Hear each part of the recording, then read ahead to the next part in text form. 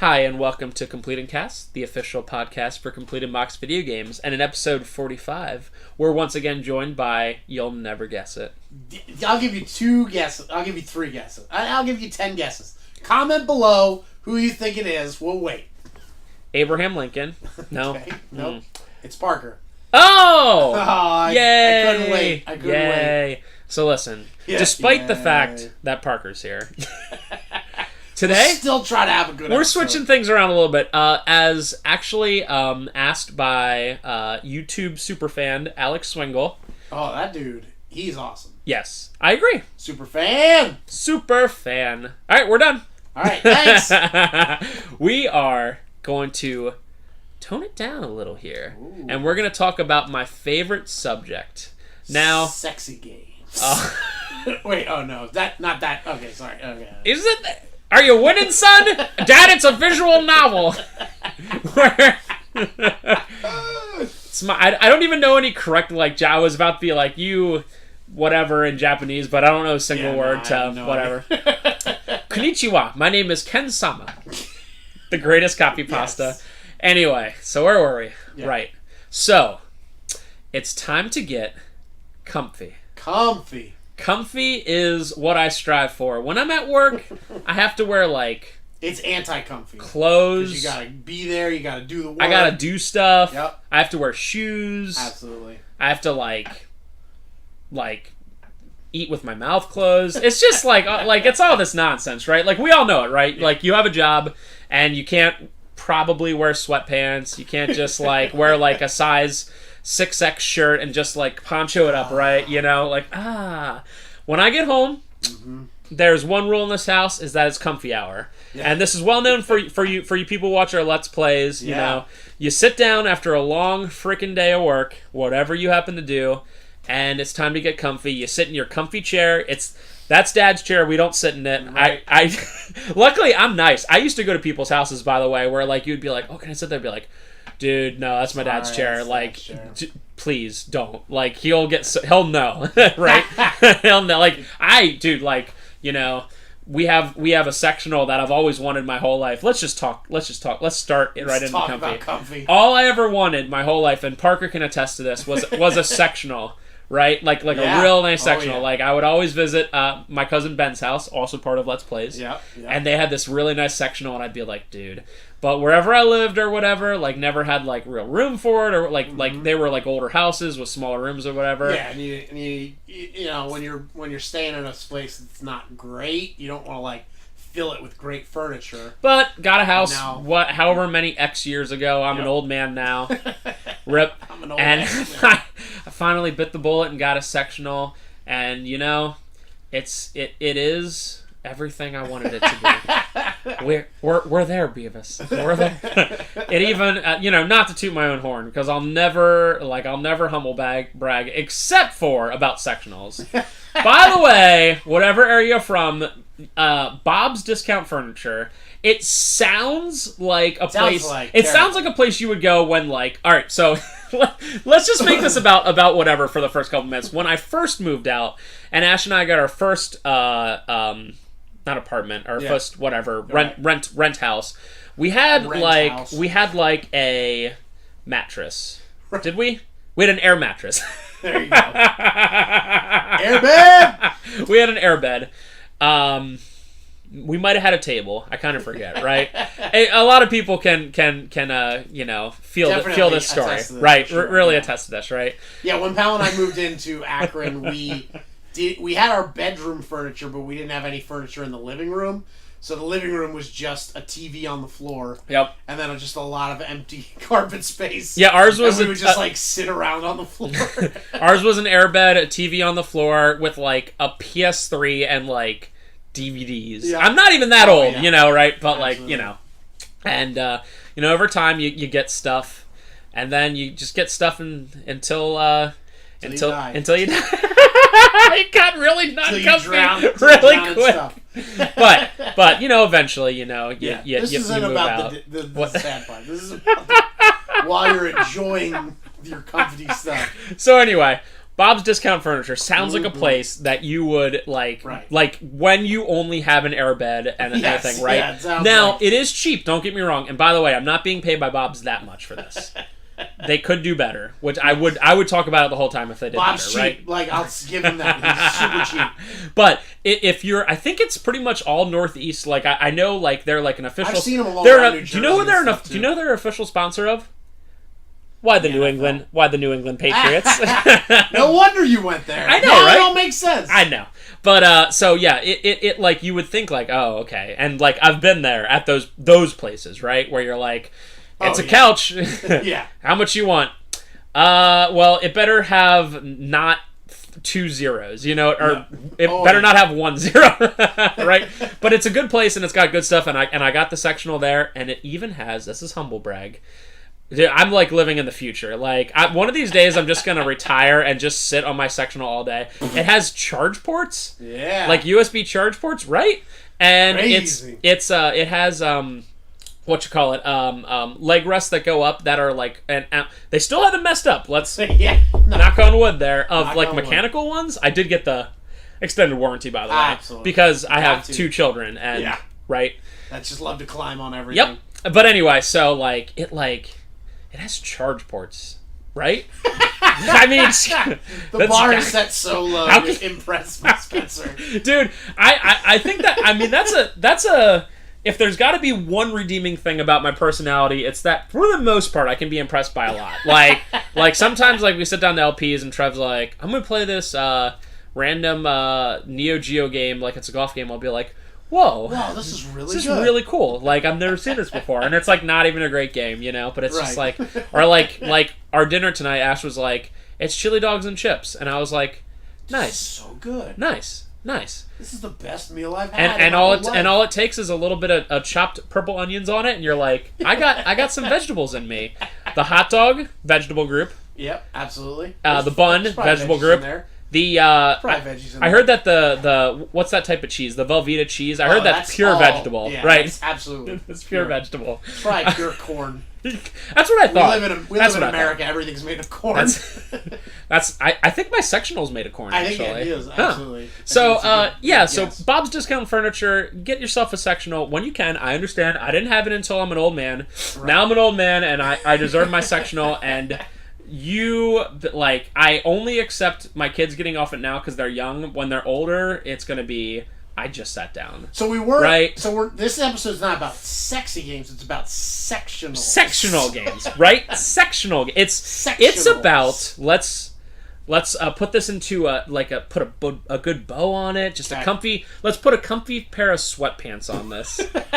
It's about games you would play while you sit on your comfy sectional, and your 6X poncho of a shirt, shoes off, 100%. By the way, optional. I don't even care, right? Like this is the episode to be comfy, so I'm going to talk about what I want to talk about. 2 weeks ago, my feet always hurt, right? Yeah. Always hurt. I feel that, brother. Barking. The dogs are barking. And for some reason, my wife doesn't want to give me foot rubs, right? Some strange reason. Oh, God. Especially when you come home after been on your feet for 12 hours for some crazy reason. She's not interested in rubbing. My feet always hurt, right? You know, my job... Let's not make this not comfy.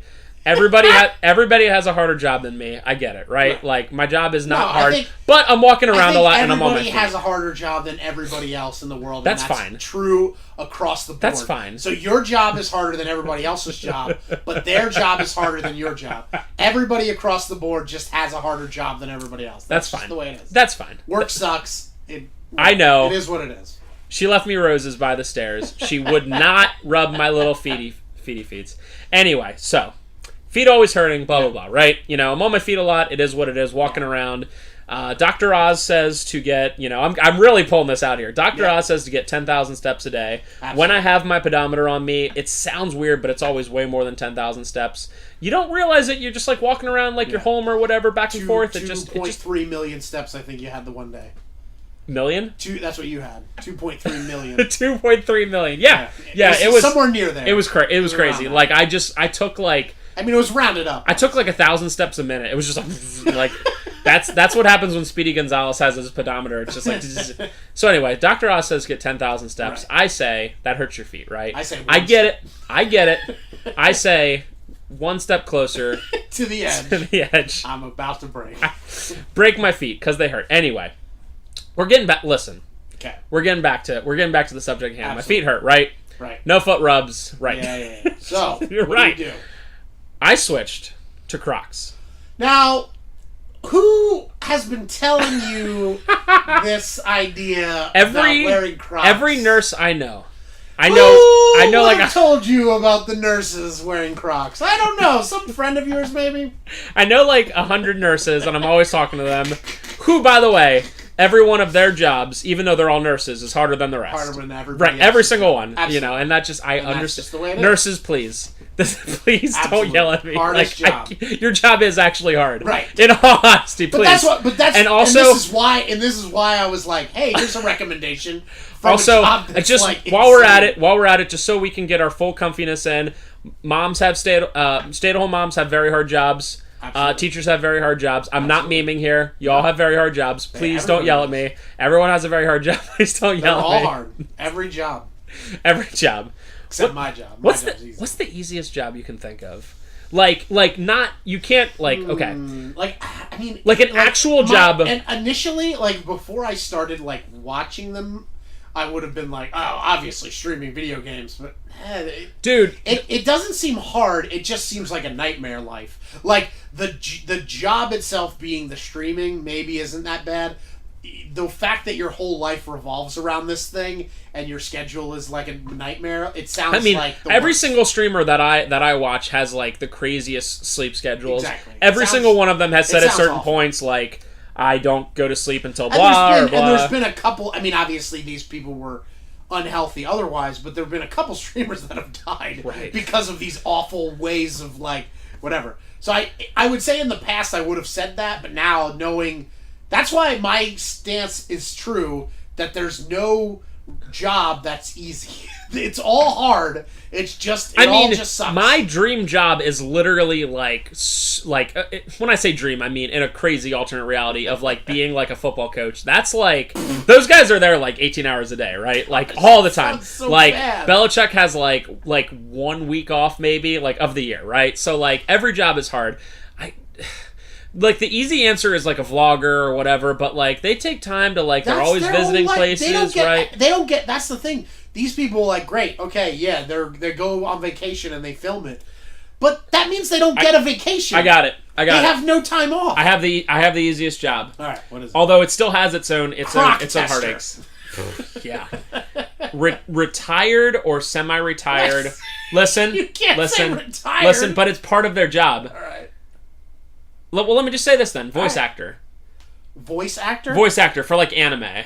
Because not only like you're traveling, you're traveling a lot. You can wear sweatpants, I assume, all the time, probably, right? But like the voice actor is like, I would say voice actor would be an easy job if you do not need to actually make money to live, right? Well, here's why. And you're already established. Okay. There's a lot of caveats I guess my caveat is you're already established because... Yeah, once you're established, you're in everything. Right. I mean, not only that, but you can LPs. quit. You can quit. Like, you can be the voice of the main Thundercat in the 80s, and you will literally always have gigs going to an anime convention, right? Yeah, so I guess the same thing could be said of like a sports athlete that like retired. It's not fair because there is like work in getting to it, but like but the work that gets to to reach the highest voice acting, it's like just knowing you are right that like every single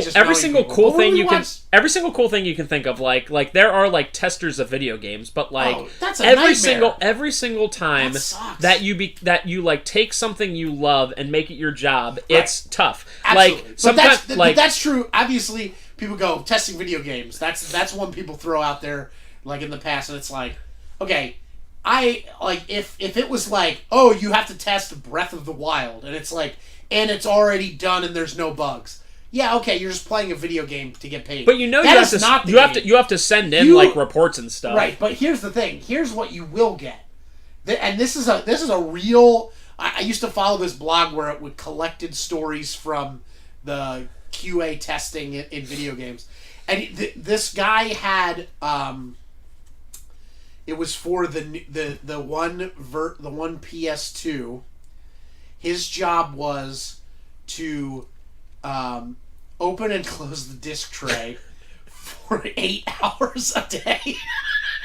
And he had to write bug reports. And he basically, what he did was he would load up a game, open and close the disc tray and see what happens.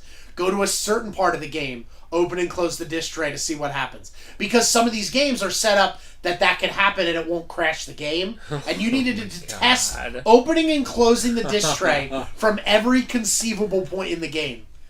That sounds like super fun. Yeah. Okay, I got it. The easiest job, because it's also the most fun. The social media manager. Listen.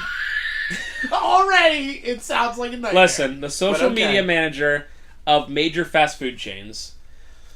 Wendy's Twitter is lit. Wendy's Twitter is lit. L-I-T. Right. Arby's Facebook is lit. All right, L-I-T. but that's two. Okay, let's talk about IHOP. And then they get a huge backlash because they're like, hey, we're just trying to be funny and say IHOP. And then it's like, what are you doing? You're the dumbest person. I hope you die of everything. I hope you get cancer and AIDS, and I hope you die. And it's like, what? Oh, I just was making a joke about burgers. Oh my God, I forgot about that. So it's like, unless you happen to be Arby's or Wendy's, otherwise, you're living in a nightmare. Honestly, zone. just take any job of like where you do something that like normal people would like doing for small amounts of time. Like if you're like burger tester, it's like first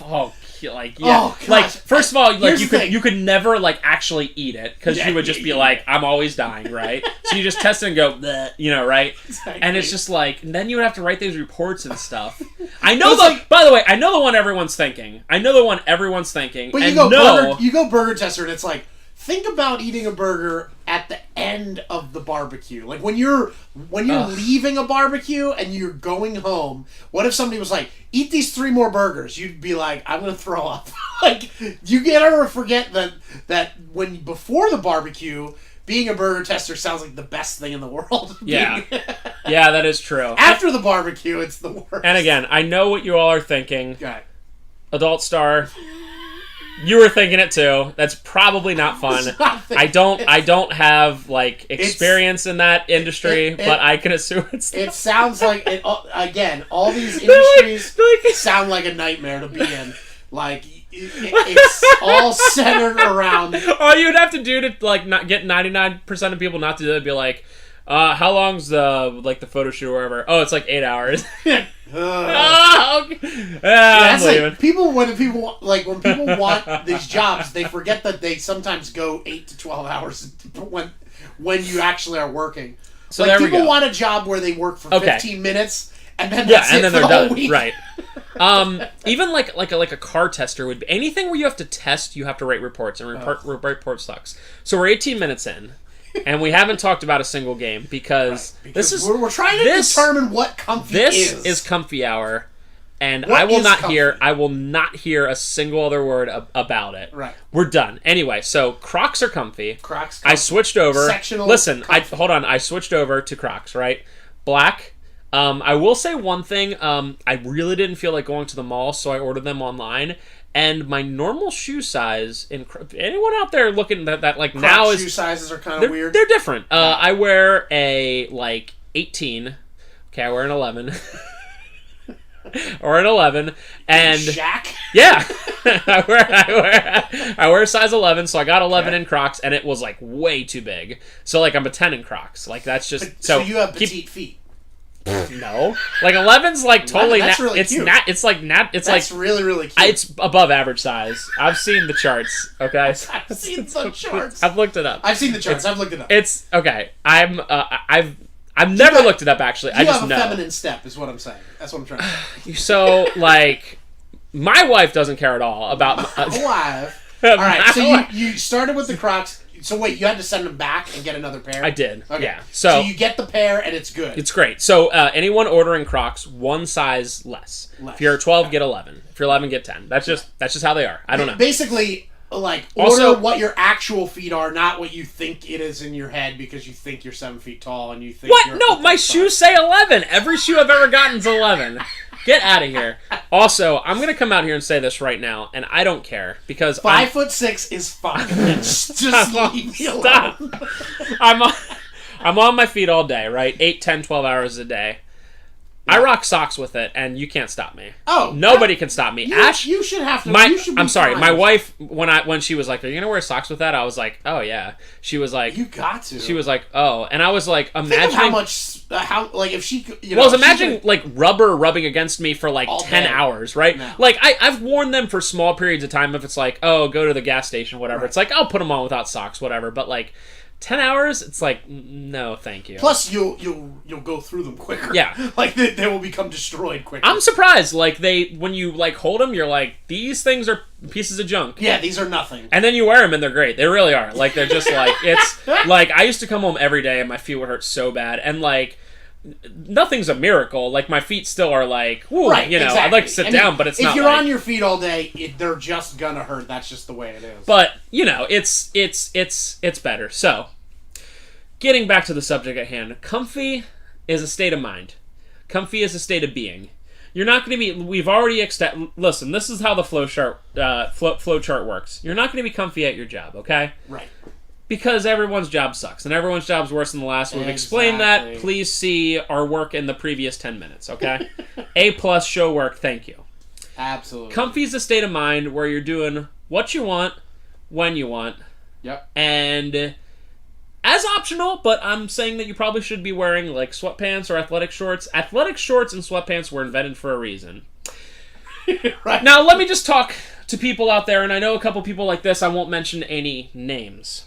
The reason sweatpants and athletic shorts were invented is to be the things you switch out of when you're done wearing your jeans. When you wear them all day, like 24/7, like maybe you're lucky enough that your job's like a home or whatever, right? Or like work at home or like work via satellite, whatever, right? If you wear sweatpants and stuff all day, it's not comfy to move into them, right? Right. Like the whole thing is like I got home, I took off my like belt and shorts, belts, right?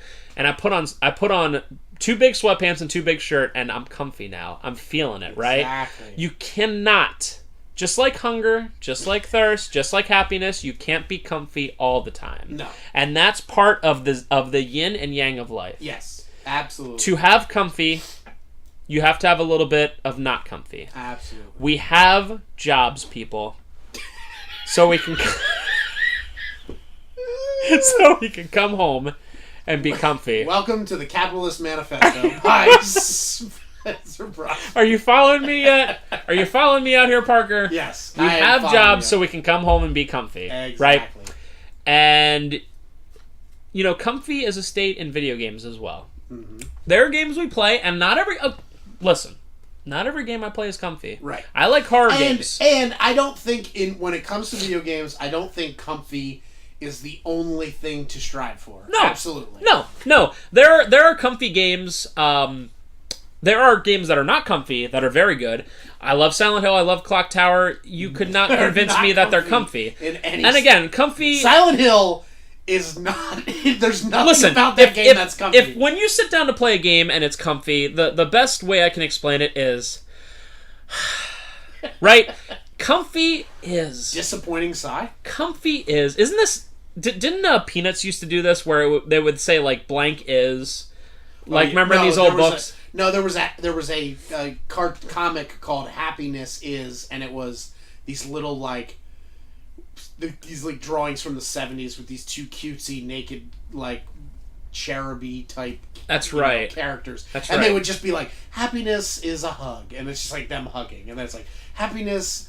is a warm gun, you know what I'm saying? So, for all you listening, I want you to take a quick second and write in the YouTube comment box below, comfy is, and give me an example. Here's an example. Fill in that blank for you. Here's an example off the top of my head. Comfy is taking the first sip of that beverage, whether it's hot or cold, and and just because you're that person and you're me, you go, right? Everyone does it, and who cares? Referencing a tweet that Spenser sent recently, Comfy is going, ugh! Damn! You gotta yawn, and then you gotta, like, exclaim, oh, man! After a yawn. That's Comfy. That's the only reason Twitter exists for me, is for people to say stuff that true. always happens that I never thought about. Right, that you never like exactly.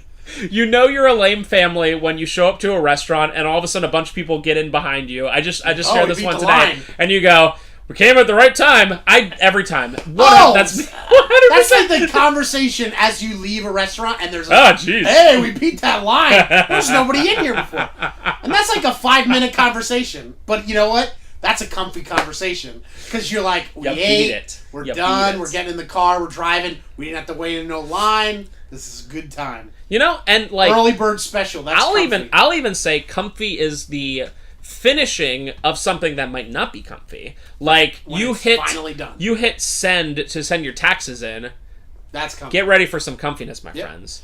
Now you cross that last thing off of your to-do list. Now the to-do list itself was not comfy, but that last item that you're crossing off, bada boom. And again, so you know, when it comes to games, it's not everything. Right. There are very good games that are not comfy, and there are games that I would say like probably my like top 5 games might only have like one actual just comfy game, where the other 4 are just like good and I love playing them sure. and I love them. I mean, but like I'm not saying that comfy necessarily dominates my top games of all time.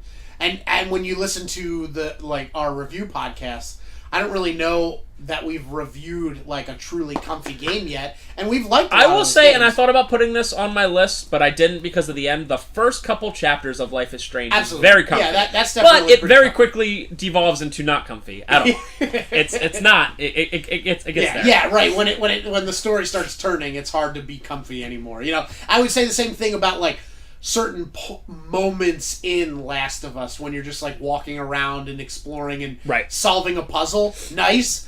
When you're fighting in the dark and you see the clickers, not comfy. No longer comfy. Not comfy at all. Yeah, so we're going to talk about games that are comfy throughout. Yes. Not games that have moments. And again, it can have hard parts. It can have parts where there's a tough boss or there's whatever. It's just an overall comfy feel, and bonus points to games that like I actually have one on here that I think is a great example of not necessarily what you would think of being comfy. Like, you would think, like, oh, sunshine and the beach, and I have a game just like that. But you might also think of, like more of an abstract kind of comfy. Yeah? Abstract, yeah? Yeah? Yeah. Okay, so, going to these comfy ones, I actually, I have a list. And I have a list, but yours, I think, is in order. Yes. From best to worst. So how do we want to do this? Do you just want to do your... Do you want to... Do we want to, like... I'll do one, you do one? Like, how many do you have overall here? Ooh, he's counting. 13. Yeah, I have 15, so this is perfect. So that works out. Let me do my first two, fine. And then you can do... Okay. I mean, we'll probably have some overlap. That's true. You know, I would imagine. So I have 15 overall that came to mind when we're talking about comfy. And I'm actually going to go in order because part of my comfiness is I like to order things, and you can just deal with it. I think I've had this argument with Ben like 100 times where he's like, everything's good for its own reason. And I'm like, Ben, everything can be ordered. The universe is ordered. And, like, we just, like, it's like, me and Ben will argue for anything, except for, I'm actually right in this. Like, sometimes I'll just argue. I'm actually right in this. If you're like, I have a favorite blank, Ben will be like, well, everything's just as good. And I'm like, no, there's a best thing in the universe. Like, we might not be able to know what it is. And there's a comfiest game in the universe, too. Absolutely. Deal with it. Ooh, we're getting a little less comfy here. All right, so I have... You know, I'm just going to... I have these as bonus ones, but I'm just going to give you the numbers for them because that's comfy. Yeah. Coming in at 15. Number 15. Star Wars, Knights of the Old Republic. Now, this one is particularly comfy for me for a couple different reasons. It has that early, BioWare kind of Dragon Age kind of thing where you can just go around and talk to anyone. Almost every single person you talk to, you can like talk to them about all this different stuff, right?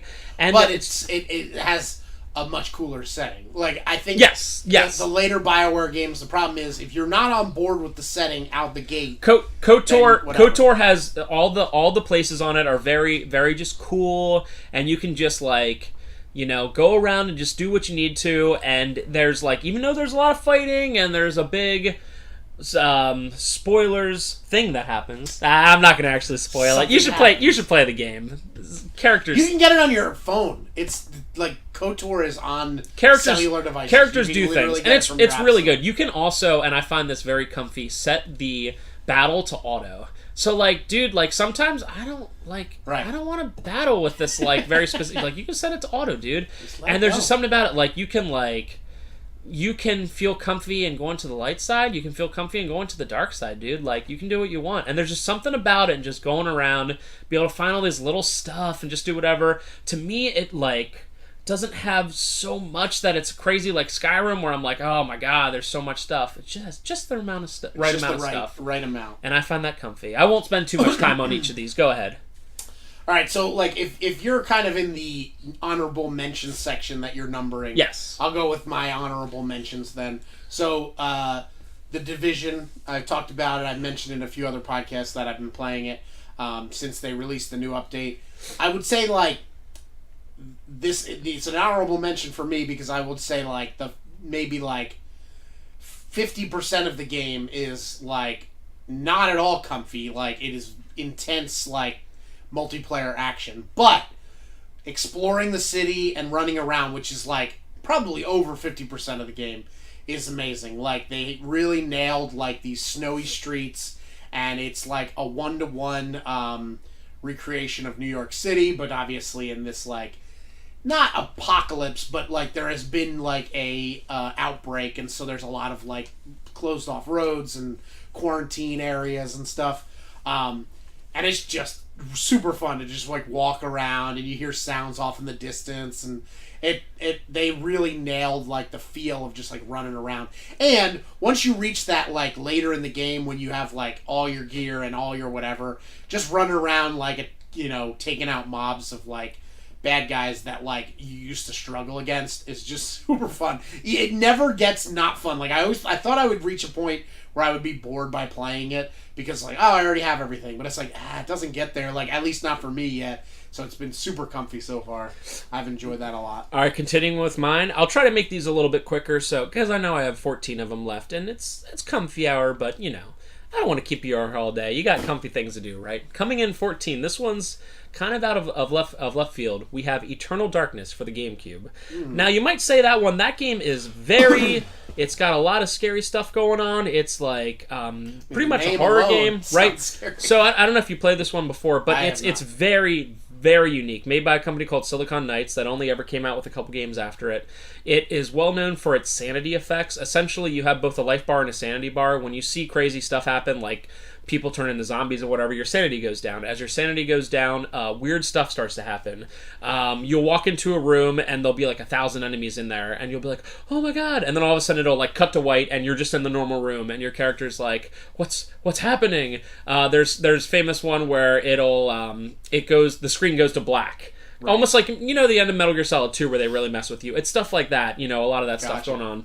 The thing I like about it so much is it juxtaposes between the present, where you're in this big mansion where there's like no enemies, no nothing going on, where you're trying to like kind of explore and find what's going on. You find these tomes of the Eternal Darkness, and then that sends you into the world of all these people who have found the tome before, and it takes place all over the period of history. Some is ancient Rome, some is 50 years ago, some is World War I.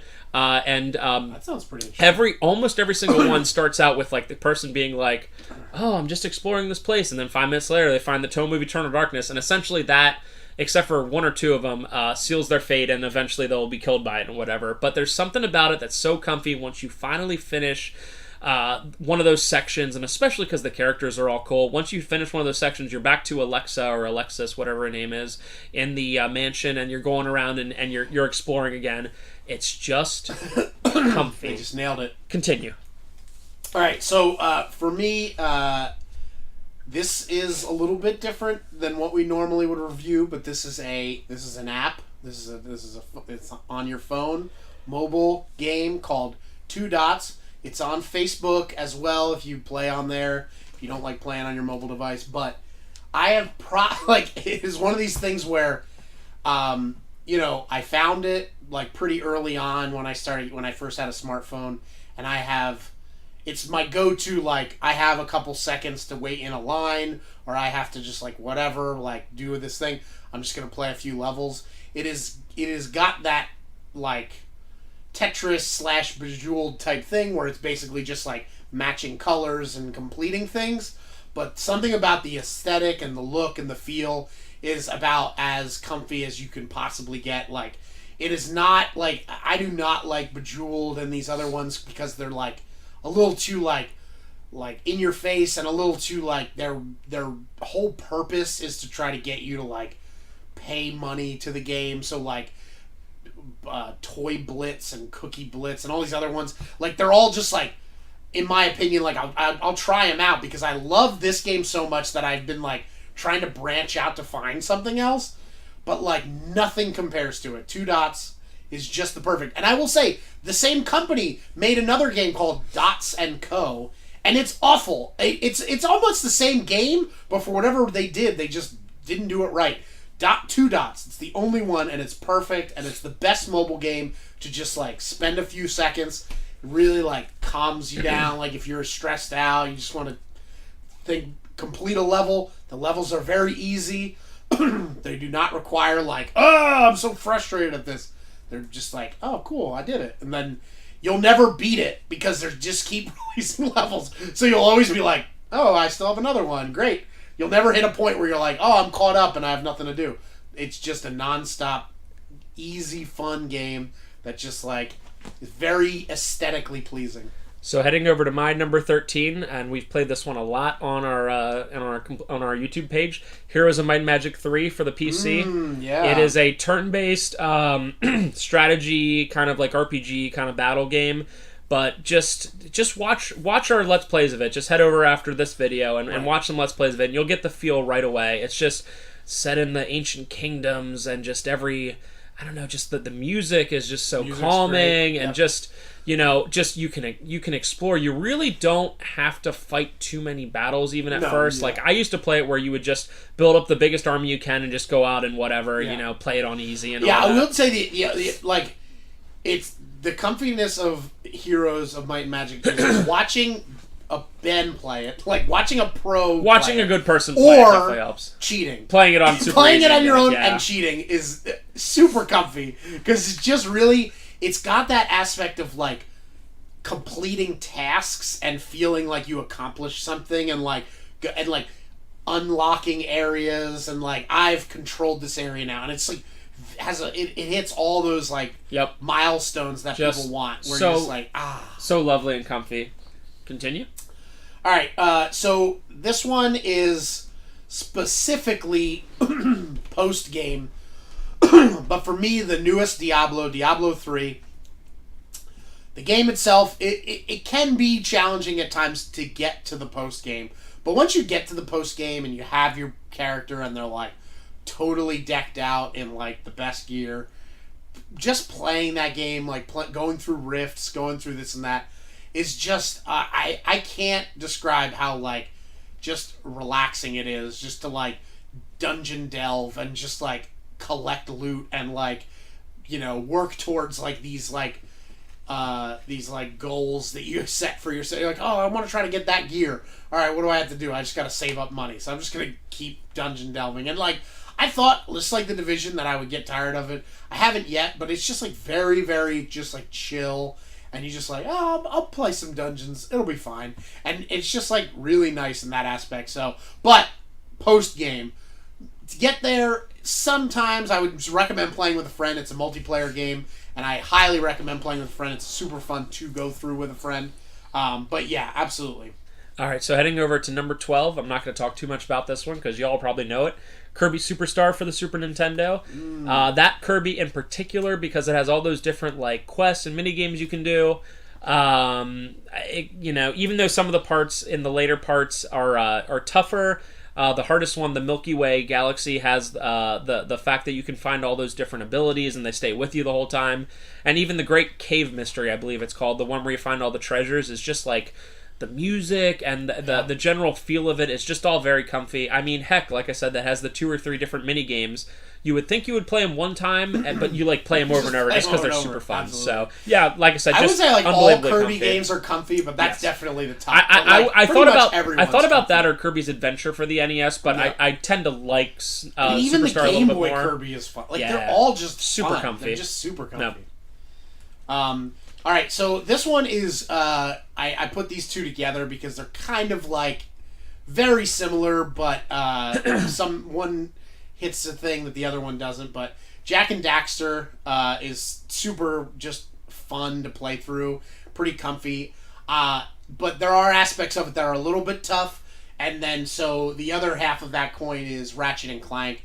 I just enjoy collecting these guns, going around, trying them out, collecting bolts, things like that. Jak and Daxter, same idea. You're going through these areas and you're just collecting things and unlocking stuff, and it's just very satisfying, very fun to just play through the story. The story is not that intense. You're not going to be oh, what's happening?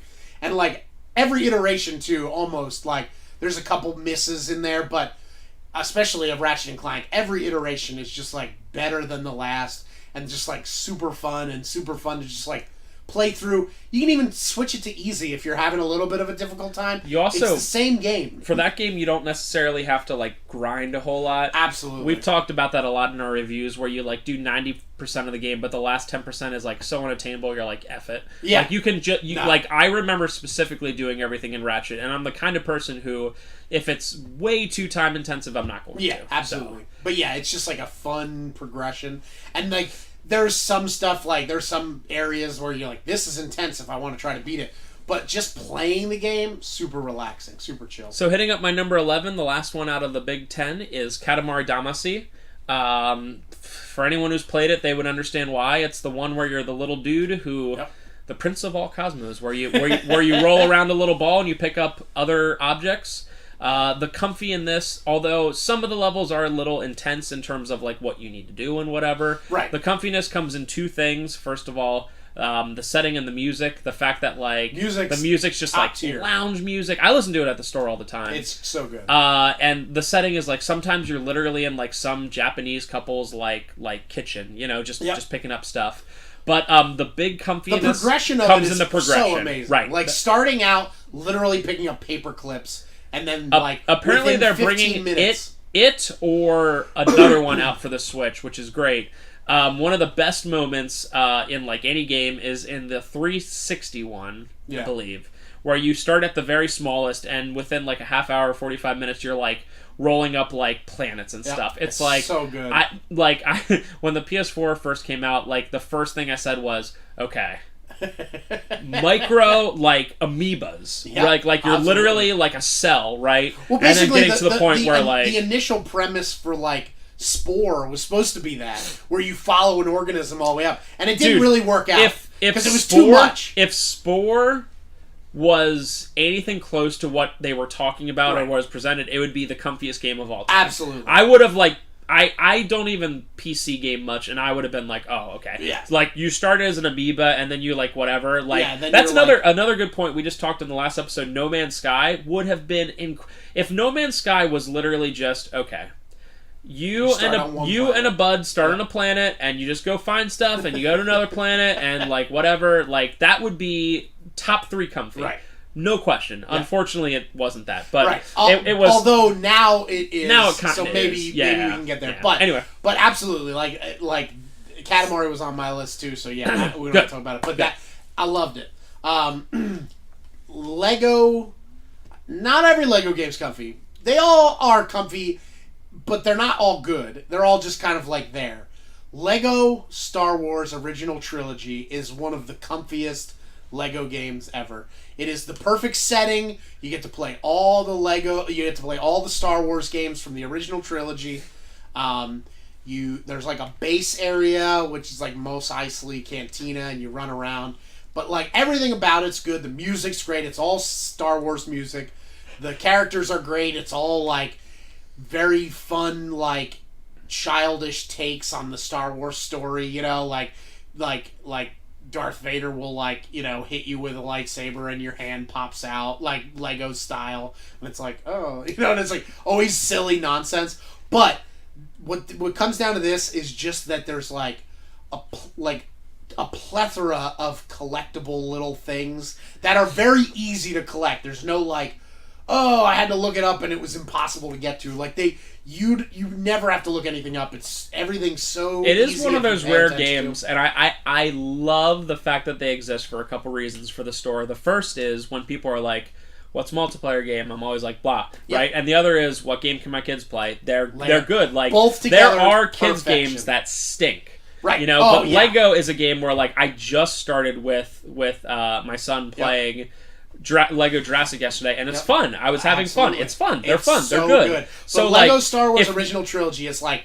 I think where the high bar is set, but they put out so many that you can play Lego games for years and never get done with what they've put out. Yeah, they're all good. Like I'm not gonna say that anyone's like so bad.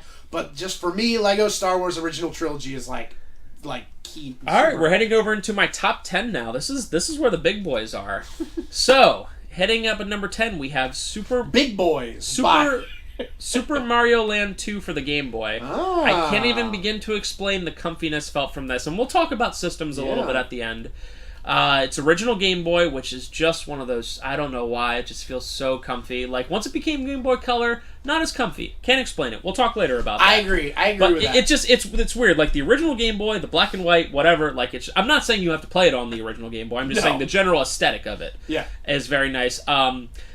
Everything in the game has like kind of a miniature feel for a Mario game. It's definitely not hard by any means, but like there's something about it. Like you can't tell me the first one was pretty hard. You can't tell me the levels where like you are just in the bubble, like floating around and whatever, isn't just great. Yeah. The one that comes to mind most of all is the one where you go into the giant mechanical Mario and like you have all the different parts. You're in his foot, then you're in his whatever. There's something about it's great. The music is just ba ba ba ba ba ba. You're just like you get that feel. So, out of all the Mario games that I could possibly think of, except for one that's kind of a Mario game, we'll get to that. That is definitely the most comfy. I like it. Little Big Planet for me. That's a good choice. Super comfy. I would say specifically the first one. The later ones are great, but I couldn't get into them as much. But that first one. Had that perfect storm of like, I knew it was coming out. I had been watching previews. I was excited about it, and when it came out, I was there like day one, and just started delving into it. And it was one of the early console games that had actual user content.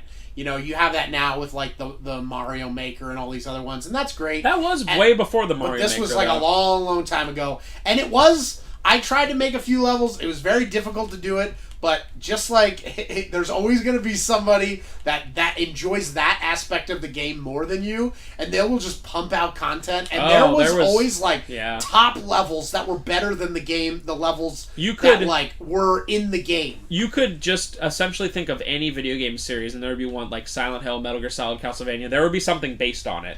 Absolutely. And and they did, and what was fun was that the whole aesthetic of the game was kind of like playing with the idea that it was like, behind the scene puppetry, but you can see it happening, like somebody holding up a backdrop and then being like, oh, hold up a different backdrop, we're in a new setting.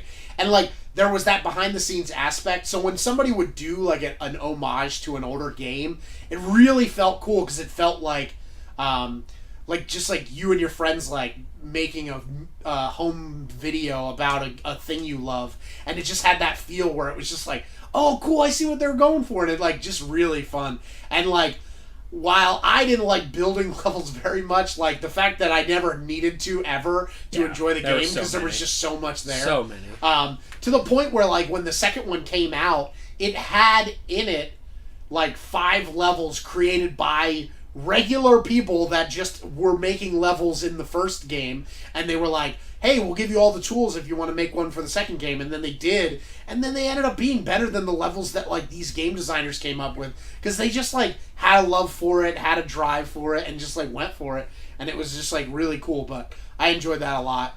So, heading over to number 9, this one's a little bit out there compared to the other ones we talked about. We have Shadow of the Colossus. So it's a very artsy game, but the comfy in this one definitely comes from just how empty but visually appealing the world is. And there's something about, like, when you're riding around on Argo, right?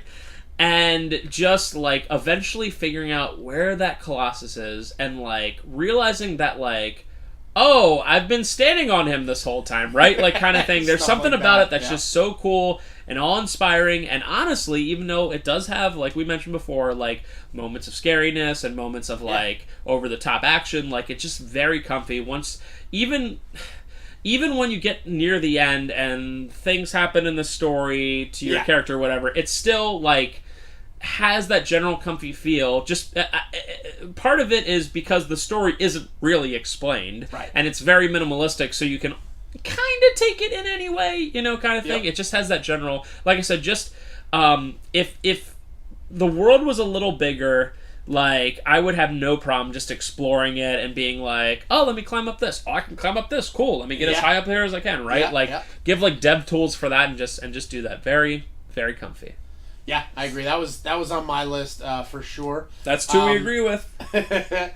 Another one for me, these two kind of go together, only because they're the same maker, but they are fairly different. But there's a game called Flower, and there's a game called Journey. Yeah. And those are by the same developer, so I'm kind of putting them together.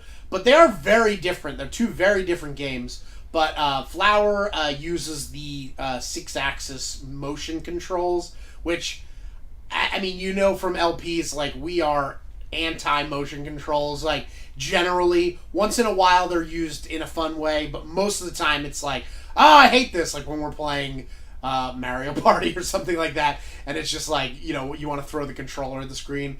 But Flower, like, you basically are moving like a dot in space through this meadow, and as you go through things, you pick up these petals, and you're trying to collect all the petals in a level to, like, revitalize the world. Everything's, like, getting, like, dark, and, like, you're trying to, like, make everything green and lush again and, like, pretty. And it's just, like, music's great. It has this awesome thing where as you're collecting petals, depending on how you collect them, the speed-wise, it, like, becomes part of the soundtrack in a way that, like, no matter what order or tempo you choose to collect things at, it works itself into the song in a way that, like, is a song. So you're never, like, it's not like Guitar Hero where when you're messing up, the song, like, doesn't sound right. Like, it always sounds good no matter how you decide to build the song.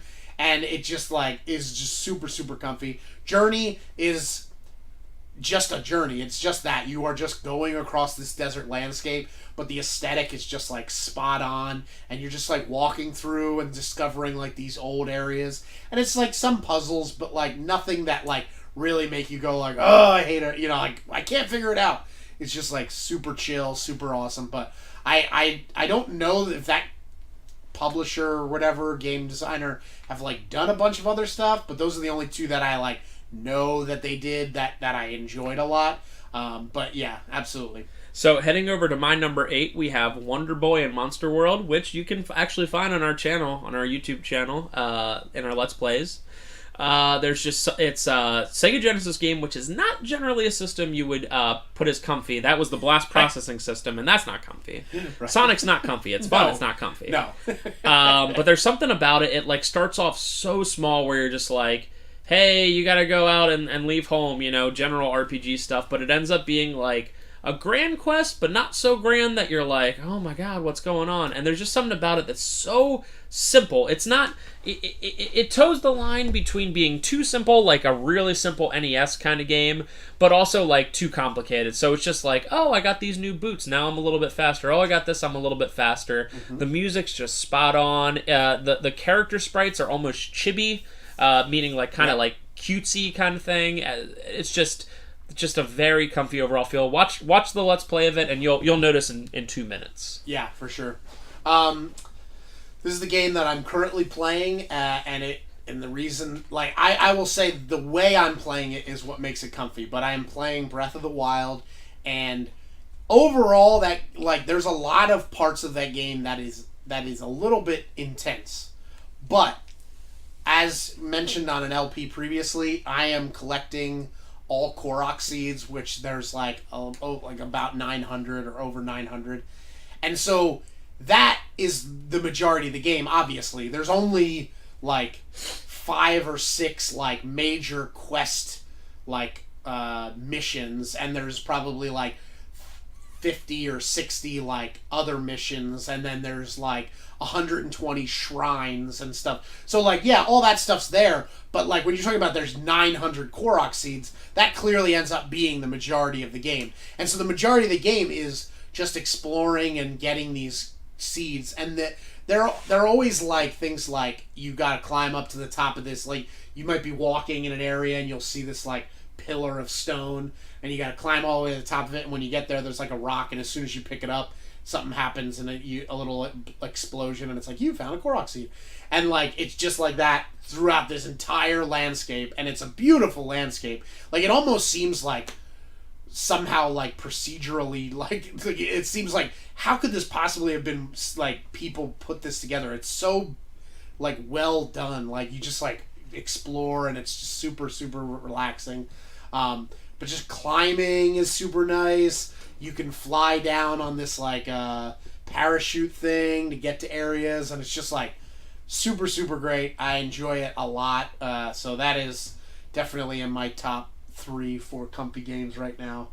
So heading to number 7, and we're about to hit the nostalgia button here for everyone in my age group. Number 7 is Final Fantasy VII.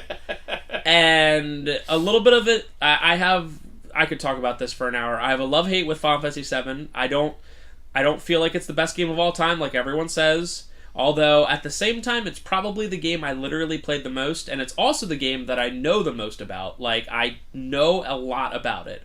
And I know it, inside and out, given a few things here or there. But I guess my hate of it comes of the fact that everyone's like, oh, Final Fantasy VII is the best, whatever. And I'm just that person. Yep. I'll never change. It is what it is. I'll always find another game besides Ocarina of Time to say is the best Zelda. Because why? Because everyone says it's the best. Deal with it. But there's something that is so unbelievably comfy about FF7, especially Midgar. Before you leave Midgar. Midgar is a nasty place full of slums and nastiness, and yet they make it so unbelievably comfy that it's just... Final Fantasy VII is a very long game that has a lot of crazy parts. It has huge monsters that destroy the world. It has a meteor that's going to destroy the world. And yet they still find a way to, especially in certain places like Coastal del Sol, the place with the beach, and the mini games of the chocobo racing, of just being so unbelievably comfy. I don't think it's the best Final Fantasy, but I certainly believe that it is the most comfy overall. Nice. My next one is this game, Fez. It is a indie kind of game. The publisher is a little weird. The game designer, a little creator, is a little out there. But the game itself, amazing music, fun platforming.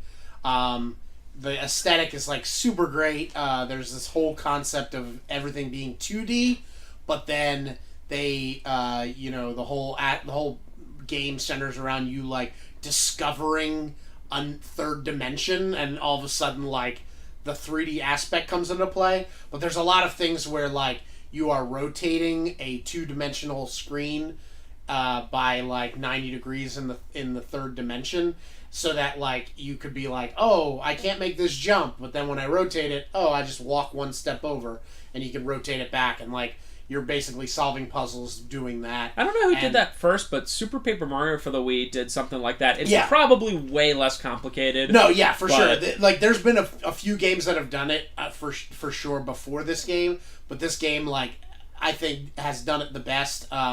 And just with the look and the aesthetic and like the fact that it's not like, the fact that it makes it kind of cool that it's like an indie game, so that it's not just like another thing put out by like a thing that you're used to. See, I haven't played a lot of indie games, but I would definitely understand the argument that indie games by nature are more comfy. I would totally get, like, if all things are considered equal, an indie game compared to a AAA would be comfier. I can see it going either way, because it's tough, because there's like there is this aspect where I think indie games want to like be like, we're hard. AAA games are easy, like we true. Bring it. We bring our A game. We go, we push you to the limit, and it's like, and some of them do that, but like I like just, let's just hang out, let's just like whatever. And so I like Fez for that, but I say a lot of it has to do with the aesthetic and the music and the sound for that one, because it's just super great. Hits all the good spots. So, number 6, this one should be obvious, and honestly should be on most people's list, is Super Mario Sunshine. I actually have never played Super Mario Sunshine. It's just... And I've played every Mario game, I think, except that one. And 64. Let me just hit on a 30-second aside here. When the GameCube was first out, besides your hardcore Nintendo fans, and anyone who's over, like, 25 years old, like, don't lie to me. Besides your hardcore Nintendo fans and for Super Smash Bros. And whatever, people didn't like the GameCube. Oh, yeah. They did not. I mean, I never even... Don't rewrite history. If you are my age in 2003, there's a decent chance that you hated the fact that Wind Waker was cel-shaded. Don't change history and say you always loved it. Man up to it. Now, I'll tell you the God's honest truth that I always thought that it looked cool, but I was never a hardcore Zelda guy. I was like, oh, it looks cool, great. And we love the Cube. I bought it new in, like, I don't know, 02, 03 or whatever, a couple years after it came out. I was a kid, deal with it. But, like, people did not like the Cube back then, besides, like, the obvious Smash Brothers and Mario Kart. I never bought it because I heard so much, like, oh, there are only a couple good games. Mario Sunshine was another thing, was another one where people were just, it wasn't Mario 64. Just like Final Fantasy VIII will always not... What's Final Fantasy VIII? Not Final Fantasy VII, right? That's what Mario Sunshine... It's not as good as 7, but it's fine. That's what Sunshine was. It wasn't Mario 64, even though it has this aesthetic that is just all sunshine. I mean, it basically is 64, only with a slightly better, like, with better graphics, and yet somehow people are it's terrible. And the water pack and everything. Right. And just in general, like, the music has a very tropical feel. You're generally on this, like, kind of like tropical island, even though there's different places that you visit and all that. Even the places that are a little more, like, kind of dark and seedy and whatever just have this very comfy feel. Also, the simple fact that you almost always have this pack with you that you can, like, change to, like, kind of, like, spray you up in the air so you're not always falling down holes and whatever, has that kind of, like, comfort, literally, that you're like, I always have this thing with me. With, like, so, when we're talking about Kirby games, you're always like, I can always just... And you always just jump up. Float up, and it's nice, and it's great.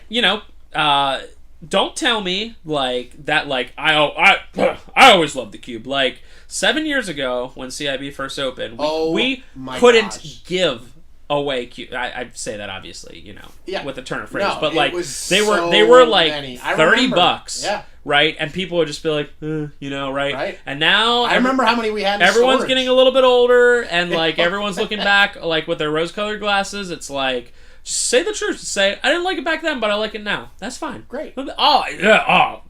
I always loved it. I always loved it. Mario Sunshine, great. Nowadays, everyone, like, we can't keep Mario Sunshine in stock, you know? Yeah, but, absolutely. like, do not tell me otherwise. I know that there's people out there. So, like I said, very comfy. Mm-hmm. Just a part of comfort is just realizing when you were wrong. Yeah. And there's a possibility you were wrong. Just say you were wrong, and now you can like it. I'll say that of all the Mario games, the only two I never played were... Mario 64, because I was in a little bit older and I didn't have that system, so I just never played it. And Mario Sunshine, I just I was not in the point in my life where I could play games at that moment, so I was I feel like Mario, not to make this go too long, but I feel like Mario 64 is a game that if you played it for the first time today, would not have the same effect that No, Sunshine. for sure. Sunshine you could play now and but be that's like, the thing. damn. And that's what I was gonna say. Like I've watched like streamers stream both, like because like obviously like speedrunning 64 is like out of control, and speedrunning Sunshine is also crazy, but not nearly as crazy. But I've watched both be played like at AGDQ and whatever, and like I was like, I want to play Sunshine watching it be played. When I watch 64, I just go, I'll just play Galaxy, because in my mind it is Galaxy, just like, looks better. But like Sunshine looks unique enough that I might be like, wow, that looks cool, I might try it out. 64 was just one of those you had to be there kind of things. Like, I agree. Okay, I like the original Star Wars movie, right? Star Wars, 1977, right? But someone who saw that in theaters, like, that was, like, life-changing. Absolutely. And, like, being young, or even being, like, a teenager when it came out, like, and playing it for the first time, like Mario 64, when you played it when it was back then, it was, like, life-changing. Like, I still remember being like, oh, my God. Like, right? So it just is what it is. There's certain periods in history where it's just, it is what it is. You have a couple more, then? Yeah, so another one for me is it's a game called Beyond Good and Evil. It is an amazing story, super, super good characters. Like, the character design is great, the character development is great. There's this, kind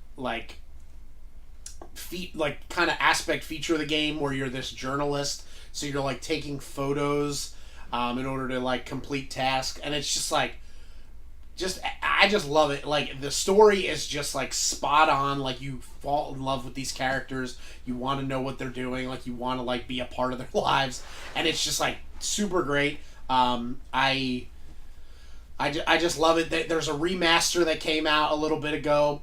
I recommend it. It's maybe good, a second at some point. Like, they've been working on it. They've been working on it for a while, and I almost like hope that if it doesn't come out unless it's like perfect. Like, I hope the delay is because they're like, it's not perfect, because like the first one was just like so nice, like so great. It was just so fun, and like there was nothing about it that I was like like it definitely harkened back to like Out of This World or Flashback, or like these games were like that were just like, you know, just like weirdly out of place at the time. Like, they were like an adventure game with an aesthetic that just didn't fit any other game that was out at the time.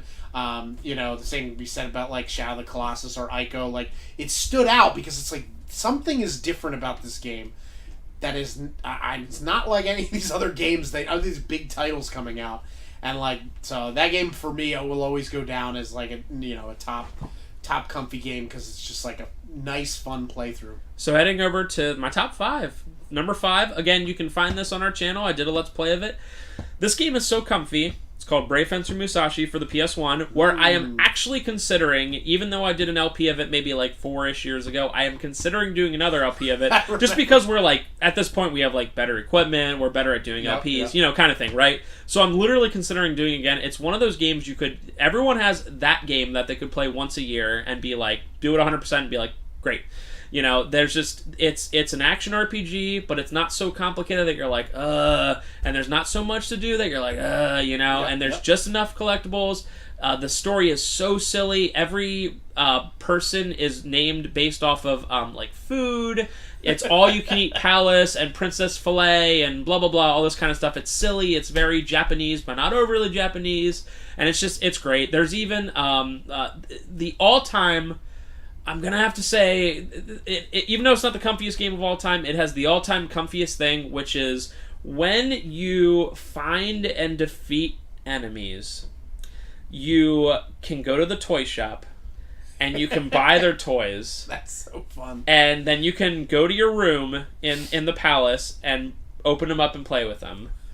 And it has the coolness because there's some that are actually kind of tough to find. Like, you got to do certain things, and there's even like 3 at the end where, like, honestly, like, the last 3, like, I've read like 10 facts on it, and no one knows exactly how you do it. It just kind of happens. Like, if you follow the 3 like things it tells you to do, like, you'll eventually do it. But no one really knows, you know. But like, right. Just being able to go in the toy store and be like, blah blah blah blah blah blah blah blah, you know. It also has this It also has my favorite minigame of all time, which is just a Like, it's I don't know what the actual name of the game. It's a card game where it's essentially all you do is the guy picks out a card, 1 to 11, and he picks out his card and says, "Will yours be higher or lower?" Oh, right. Right. Yeah. I don't know what that's called, but he pulls out 5, and you're like, yeah, higher, 7. Yeah, it is right. And you every time you do, you pay him $100 or 100 whatever, and every time you do it, it doubles. So if you win twice, it's 200, 400, 800, 600, and that's the main way that you play it. And even though it's frustrating to get like, get up things get expensive, so you really want to get to the 12,800 and 25,600, right? But like that's like 8 or 9 wins in a row, and there's something about that game just in the mode where it is that's just so great. So.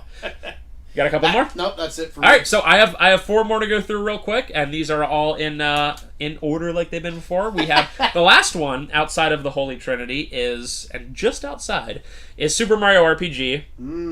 If you played the game, I thought about putting that on my list. If you played the game, you really don't need me to explain. No, it's very, very the good. Perfect crossover. Yep.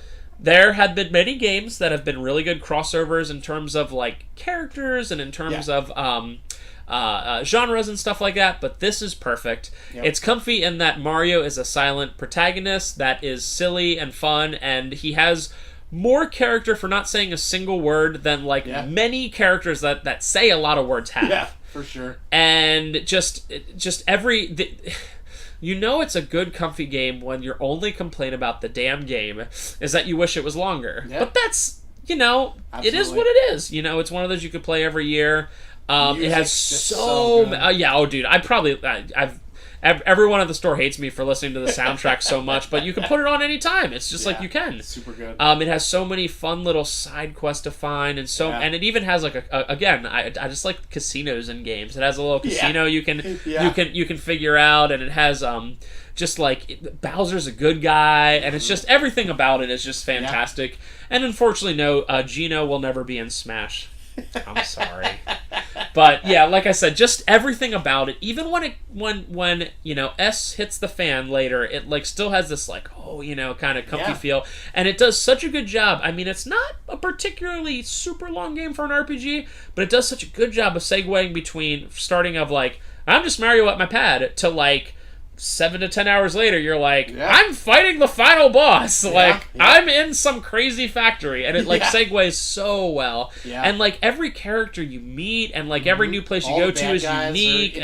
There's like nobody that's like not. It's so unbelievably comfy. So heading over to the Holy Trinity, and I truly believe that any 3 of these games could be switched around. Okay. Now I'm gonna fight you if you take any of these out of here, because that's not comfy. All right. Right? Yep. So number 3, we have Kirby's Epic Yarn for the Wii. Unbelievably comfy. The Kirby is made out of yarn. He does not. It looks so good. It's hard to explain how good it looks like when you're moving around. The music is so simple. It's like very simple piano and like it's not like like Kirby is a high energy game. Right? Like this is just like very like just it's just so chill the whole way through. Absolutely. You don't swallow the enemies. You kind of like use Kirby as yarn can become anything. So like he'll like become a lasso to like go get enemies and like pull them apart. Enemies don't like die or explode. They like just become yarn, whatever. There's just the right amount of stuff to collect. It's not so crazy, and like I said, just everything. The whole yarn aspect is so nice. I never played. It looks so. I never played Yoshi's Woolly World, which is a similar kind of thing, but just everything about it is just. I mean, this is Wii, so this is like 2 generations ago. On like Nintendo systems. Still looks so good. And it looks so good. I just can't get over how good it looks. It's just and it's just the fact that they made everything so simple. They were like, you know what? Yarn is simple. We're gonna make everything simple. Absolutely. And it's not so kid-like that you're like, oh gosh, but there's just enough to do and just enough to find that it's just fantastic. Yep. Heading over to number 2, and I'm gonna be a little specific about this one, Animal Crossing. Specifically Animal Crossing for GameCube because it's my favorite. Although you could they're all. And Animal Crossing is like The Sims, but it's a little more like approachable. Like I've played all the Animal Crossings, and like I can't really handle Sims and stuff like that. It's so like kid looking, but there's so much more to it that. Yeah, absolutely. You know, you don't really have to. There's no you don't really have to do anything in Animal Crossing. No. I guess at that point, it's like the kind of thing where it's like you can just play the game and have fun with it, or you can be the person that changes your system clock so that you can get into the shop to sell your berries or whatever. Yep. And the game caters to both people, like either really extreme hardcore people that are like, I need to collect everything and unlock everything and do everything, or it's just like, I'll pop in once in a while and just check it out. Like both people can enjoy this game and be like, oh, and it just has general aspects, especially like I said, because I really love the Cube one of it feels like just a cool little village you get to make. If you don't like someone, you can't necessarily be like, get out, but you can be mean to them where they eventually move. And it's so comfy where you don't like some characters bah, bah, bah, bah, and you're mean to them, and then you come back in and you see something in your mailbox and it's like, I have decided to move, goodbye, and you're like, yes. Yeah. And then there's so many different characters that move in. That one that's super cool. I remember this dog Butch who's just like, hey, what's going on? Woof, woof, woof. And you're like, yeah, Butch, you're the best. So you do whatever they ask you. Even if it's stupid, can you take the Absolutely. Sometimes they'll be like, can you take this over to Dolly? And Dolly's literally right next to him, and you're like, sure, Butch, sounds good. It, dude. And Tom Nook's store, everything changes in there every day. As it has a good progression in that your house can get bigger, you can get more stuff in it. The GameCube one specifically, and we'll never see this again, even with the Switch one, which I think will be fantastic.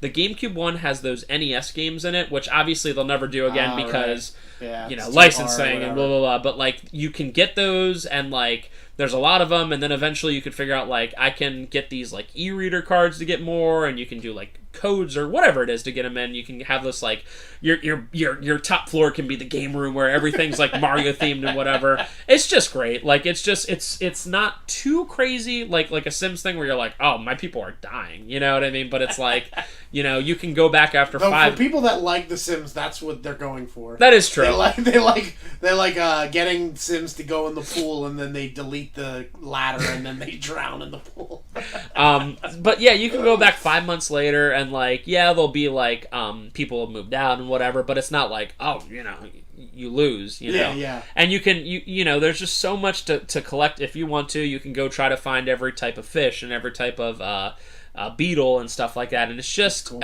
The music in general too, it changes depending on the time of year and the time of day, and it's always so chill. Yeah. Heck, if you show up on Saturday night, KK Slider, the guy with the dog with the guitar, will be there playing a song for you, dude, and you can try to collect all those too. It's just fantastic. I played the Wii one pretty good. I liked it. I played the 3DS one. I liked it quite a bit, but I'm gonna say the GameCube one just because it has that feel. With the Switch and with all the different stuff, I hope it's a little bit easier to go and visit other people's towns, because that's also a very, very comfy thing. Just to be like, yo, dude, come over, kind of thing. The 3DS one wasn't super easy with that, unfortunately, so it'd be nice if they can make that a little easier. Cool. And number one. Now, I will accept if you say most others in the series, but my favorite of all time is Harvest Moon for the Super Nintendo. Harvest Moon is a game where you are a farmer and you're doing farmer things. Right. You either like it or you don't. I mean, really. I mean, honestly. Clearly people like it because the game that I hear a lot of buzz about in the last couple years has been Stardew Valley, and that is basically the same umbrella for sure. Yeah. It's a combination of Animal Crossing and Harvest Moon, but it's very much farming. So people like that, absolutely. So I think the problem is just that there's no new one of it. I mean, Stardew Valley. They have a lot of Harvest Moon games, but because they have a very dedicated fan base, they're generally handhelds, and they're hard to get, the ones that are out. Exactly. Yeah. You can't just pop into the store and be like, give me the Harvest Moon game. The last Harvest Moon game to come out for console was GameCube. There was no Wii. Right. And how often do you have that in store? So they're mostly handheld, which is its own thing. I get it. Yeah. I picked the SNES for a couple particular reasons. It's the first one, and that always has a little bit of comfiness to it. For sure. It's hard to explain. Being the first one, it generally has a little bit less going on than the future ones, where there's a lot to go visit and a lot whatever. I feel like this game has enough where you're just enough where you're it's a clock-based system, so each day has a certain amount of time. I forget how much time it is in real time, but you wake up at 6 a.m. you go get your stuff done. You got to go visit the town. You got to pick up the stuff, right? the flower shop closes at 3. Get going. It's like life, dude. You know, you got to go pick up your seeds and stuff like that. And it has just the perfect amount of stuff where you're not like so like, what's going on? There's so many items to get. There's so many things to do. They figured out the ratio perfectly where like there's just enough to do that you're like, oh cool, my next thing. The characters, I'm not going to lie to you and say, because it's a 1994 SNES game, the characters aren't like so crazy where you're like, they're so deep, but like you get to eventually like go visit these girls and like try to pick one to be like, you talk to them enough and then like eventually you can go on a date with them and marry them and whatever. The thing about the two very specific things that I find most comfy about the first Harvest Moon are both time-based. The first is, and I don't know, I might be wrong here, but I don't know if any other Harvest Moon game did this since then. It has a very unique clock-based system. You wake up at 6 a.m. every day, and you do, obviously, like I said, everything has a time period. You have until 5 p.m., and it's fast. It goes fast to get your crops into the shipping container, and that's how you get your money for the day. If you put in your crops after 5 p.m., well, they're no good, kind of thing. So you gotta kind of work it out there and see what's up. After, I believe it is maybe 8 p.m., time stops. Or midnight. I think it's midnight. Time stops. So, when we play Harvest Moon, the first thing you do on the first day is you do whatever you have to do, and then it being a new ranch or whatever, there's going to be like a bunch of like boulders and like whatever. You can spend an hour in real time like cleaning it all out and doing what you need to do kind of thing. So it's time based, but it's not so hardcore that you're like, oh god, like once 5 p.m. rolls around, it's done. Like you can like before your crops are able to produce their stuff, you can water them at night. And it's fine. You're not going to be like, nope, if you don't water it before noon, it's done, kind of thing. So, and there's certain, like, places you can visit only at night. So because, like, once the night rolls around, it's just there until you go to bed, it's good to go. Yeah. And the other thing is, I forget exactly what the length of time for this one is, but it's the perfect length of time. I think it's... So there's 30 days in a season, and there's 4 seasons. I believe you play 2.5 years in this one, which sounds like a lot, but it's really only 120. Like I think it's about 300 days. And each day, like you can, especially early on, you can do a day in like 2 minutes. If you really want to, kind of thing. It's like the perfect time. It's just enough time if you work it out just right to be able to like. You can eventually have a baby and like all these different cows and whatever. Nice. It's just so like. It's just pure comfiness. The music, the soundtrack, you have to go listen to the soundtrack. It's so good. The summer feels like summer. It's like vibrant or whatever. The winter feels like dun, dun, dun, dun. Oh, it's just so...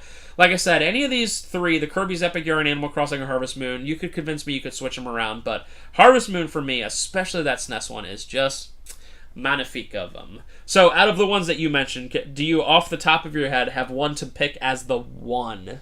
The number one. I mean, Breath of the Wild is definitely up there for me just because I'm currently playing it. But I guess if I had to pick from this list about my comfiest game, I guess I would have to... Yeah, I mean, I guess I'm just going to go with Breath. I won't hem and haw. I'll just be like Breath of the Wild. It is just... The music's great. The atmosphere's great. Like, the thing that's great about it is that there isn't music at all times.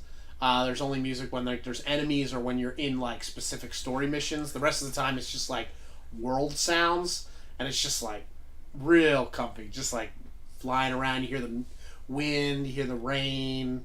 Like there have been plenty of times where I've been playing this and playing Breath of the Wild, and like on a Sunday afternoon or something, and like it starts raining in the game. And, like, you're sitting there, and you're just, like, dozing off as you're playing. Well, you wake back up, you play for a little bit, doze off a bit, because there's just this nice music, or nice, like, nature sounds, and you're just like, just really, really chill. So, one last minute, then, so we can finish this off. I want to talk very, very quickly about... My number was Dark Souls. Comfiest, oh, yeah. Comfiest video game system overall. So there's a couple like I mentioned before that are not comfy at all. That doesn't mean they're bad. Right. Sega Genesis is not a comfy system. No. The original Xbox is not a comfy system. Nope. Neither is the Xbox 360. And I would go as far to say I don't think anything Microsoft ever made is comfy. Now, there's a couple that come to mind when I think about comfiness right away, and I don't want to be very obvious and just be like, Nintendo, because it's retro, because there's a lot of, like, really bad games on Nintendo that, like, doesn't make me feel like... comfy. Like, yeah, if play... There's some games, like, but not play overall. Mega Man 2, because it's fantastic. It's like, that's comfy, but it's like, there's way too much There's a lot of there. games for this NES, and... So... There's a lot of non-comfy. The Sega Saturn for me has a lot of comfort factor, mostly because a lot of it is that like kind of 2D games that you don't see much anymore. Just even the sound when you turn it on, that like whatever. It's just there's something about it that's great. We've also played a lot of these games on this system, the TurboGrafx 16. Yeah, I find it to be a very comfy system. I don't know. It's pretty nice. I think the key there is you should play it on a tube TV though.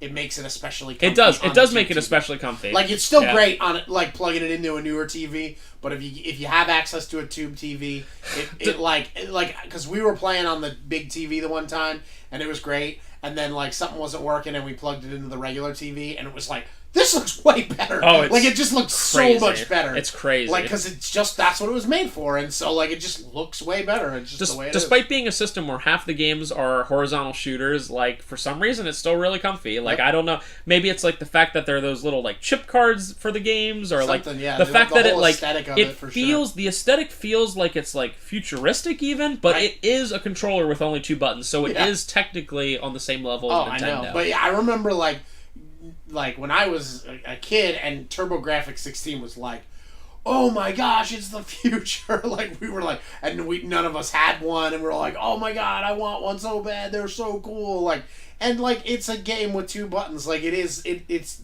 we had Nintendo, we had Genesis. Like, it's slightly better Nintendo, right? And it's like okay, great. Like, it's not nothing crazy, but for whatever reason, like, the look and feel of it is just like, oh, it's so amazing. And I mentioned this earlier. I thought about it a little bit today, and I honestly feel the comfiest game system of all time overall is the original Game Boy. It is very hard to... It's like an intense nostalgia, but at the same time, I feel like there's something tangible to it. When Game Boy turned to the Game Boy Color and the Game Boy Advance... There's nothing wrong with them. The Advance, in particular, is fantastic, but it loses that comfiness. There's something about the original Game Boy, the fact that it's almost like you could say Atari, and I'd be like, okay, I can see the comfiness in that. It's like, it's simplicity. Like, there's something, too, about a lot of the games, like, especially early on in Game Boy, I don't know if it was because it was the handheld system that they were playing with the aesthetic of it being this small thing, but, like, those Mario, like Mario Land and Mario Land 2 are just like super fun to play, and they're super great. Link's Awakening could be on anyone's list. Link's Awakening, oh my gosh, that game's so great. The Kirby on the Game Boy is great. There's so many games from that original game. Like, even the Tetris for the original Game Boy is slightly better in my opinion than the NES Tetris. But like, it's just so good, and like, it would just easily link up with your friends, and it was just like super, super great. Like, I enjoyed playing my Game Boy when I first got it as a kid. It's just so great. The general aesthetic of those games, I don't know if it's the fact that they're to the point that, like, when I was excited when I got like Super Game Boy for my SNES. And I was, like, able to play all... Like, I ended up going to, like, Funko Land at the time and, like, buying up all the Game Boy games that I, like, wanted to play but never got around to or whatever. Like, at the time when I had a Game Boy, I never played the Final Fantasy Legends. And then I played it, and I was like, oh, I love this game. It's so great. And I was excited to play it on... Like, I have a Super Nintendo, which at the time was I'd gotten it like a few months after it came out, or a few weeks after it came out. So like, it was the cutting edge system, and yet I was excited about playing Game Boy games on it because I was like, oh, because the games were just great. Like, they were just super good, and like, more so than going back to playing Nintendo games, I was excited about playing Game Boy games. Like, these games that were clearly less like. There's less game on them than on a NES cartridge because it's a smaller thing and they couldn't fit a lot on it. and yet somehow I was just like way more into playing through Link's Awakening than I was playing through like original Zelda or Zelda 2. Like, it's just so good, and like the look and feel of it just so great. Yeah. And again, it could be a little nostalgia, the fact that we played them at certain times in our lives. Absolutely. Or whatever. There's that part there is still something about it, because I was still relatively young when the Game Boy Color came out, but there was still the fact, like, when they had the color, it's like, oh, that's better, the graphics are better, but for some reason the Game Boy, like the original, the gray cartridges, the gray screens, it just feels so, it's just like, that you're like, you get home from school on a Friday and like whatever, it's becoming nighttime, and it's like, I love rain when I'm not in it and not mowing and whatever, right? But like you're at home and you hear like the pitter patter and you're like, yes, it's like fall and it's raining. It's like that's it right there. For sure. So hey, definitely. We just had a comfy time. So comfing it up. If you have any sort of comfy thoughts or any games that you find are particularly comfy, put them below. Absolutely. Don't even smash. Just lightly tap. Lightly Gently tap that. Just press that like button. That like button and subscribe. Ding ding. Subscribe. Just like that, and just keep everything cool. Keep everything chill. Yeah, our subscribe sound isn't a ding. Like, it's more of a boom. Kind of. It's just boom. nice and chill. Like a distant church bell, or like a distant train whistle. On a nice day where you have the window open and you just hear it off in the distance. It's almost fall.